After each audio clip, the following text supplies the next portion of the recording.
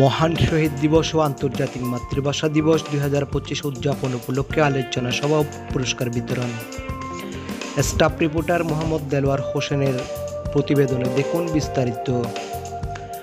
টাঙ্গাইলের ধনবাড়ী মহান শহীদ দিবস ও আন্তর্জাতিক মাতৃভাষা দিবস 2025 উদযাপন উপলক্ষে আলোচনা সভা ও পুরস্কার বিতরণ অনুষ্ঠান অনুষ্ঠিত হয়েছে।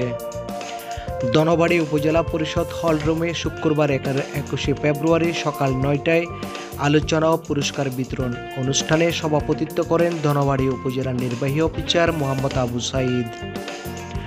ধনবাড়ী উপজেলা প্রশাসনের আয়োজনে উক্ত অনুষ্ঠানে উপস্থিত ছিলেন ধনবাড়ী উপজেলার সহকারী কমিশনার ভূমি সায়েম ইমরান, ধনবাড়ী থানার অফিসার ইনচার্জ SM শহীদুল্লাহ।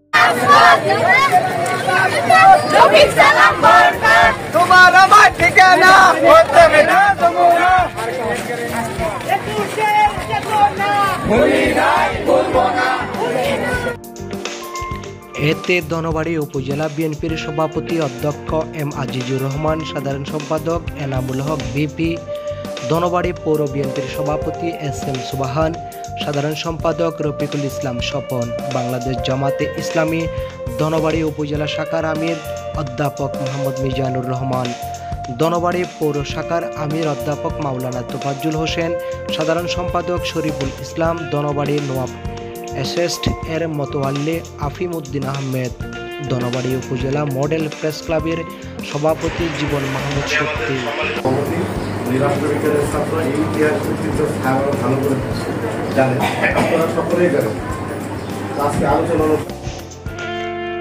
সাধারণ সম্পাদক মোহাম্মদ ইমাম হাসান সোহান অনুষ্ঠানে বক্তারা মাতৃভাষার রক্ষার অতীত ইতিহাস তুলে ধরেন। বক্তব্যে বক্তারা বলেন, 52 সালে মাতৃভাষার রক্ষার মাধ্যমে পরবর্তী ধারাবাহিক আন্দোলন সংগ্রামের এক পর্যায়ে বাংলাদেশ মুক্তিযুদ্ধের মাধ্যমে স্বাধীনতা লাভ করে।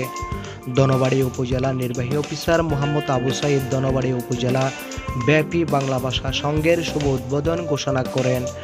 আলোচনা শেষে বিভিন্ন শিক্ষা প্রতিষ্ঠানের শিক্ষার্থীদের মধ্যে পুরস্কার বিতরণ করা হয়।